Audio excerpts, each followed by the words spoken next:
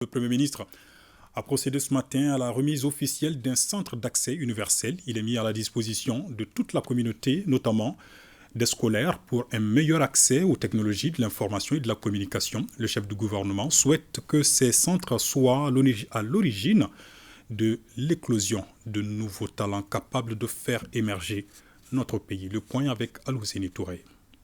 Mis en place par l'Agence de gestion des fonds universels, les centres d'accès universels seront à l'origine d'une révolution dans le monde scolaire. C'est du moins la conviction du ministre de l'Éducation nationale qui estime que les technologies de l'information et de la communication sont devenues incontournables de nos jours.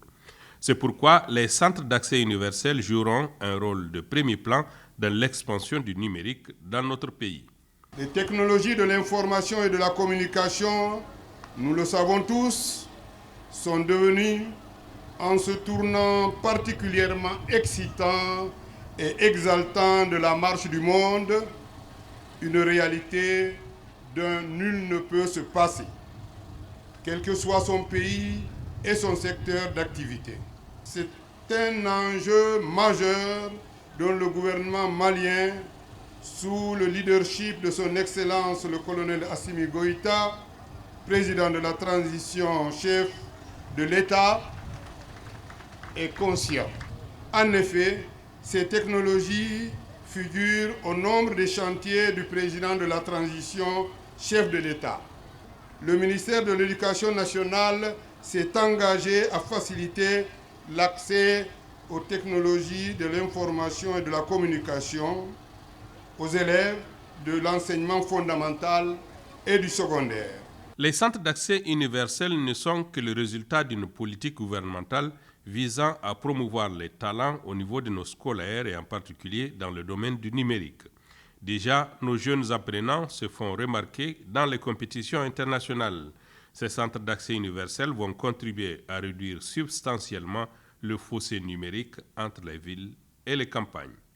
Le président de la transition a instruit au gouvernement de veiller à ce que tous les actes que nous posons soient des actes directement orientés vers le règlement, la résolution des problèmes concrets des populations. L'AGEFO donc a été instruit, comme par le concours des circonstances, je suis devenu Premier ministre et président du conseil d'administration, d'orienter ses actions et ses fonds dans ce sens. Apporter le téléphone, les communications Internet, en un mot le TIC, aux citoyens les plus démunis et qui n'en ont pas les moyens.